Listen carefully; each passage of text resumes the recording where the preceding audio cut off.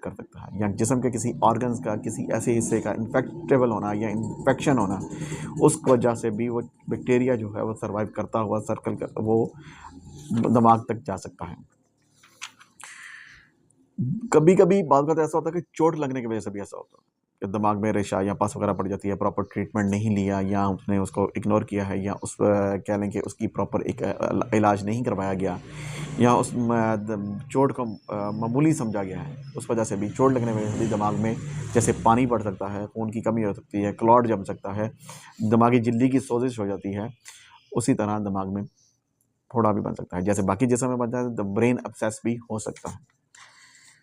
Operation के बाद या दिमाग के इल्ताब के बाद भी दिमाग में पीप पड़ने लगती है। जैसे हम दूसरा किसी भी किस्म का ऑपरेट करवाते हैं तो जैसे उसके लिए एंटीबायोटिक इस्तेमाल करते हैं कि यहाँ पस ना पड़े, इसी तरह जब दिमाग का या ब्रेन का ऑपरेशन करवाया जाता है तो उस वजह से भी दिमाग में प्रेशर पड़ने के या उसमें एब्सेस या उसमें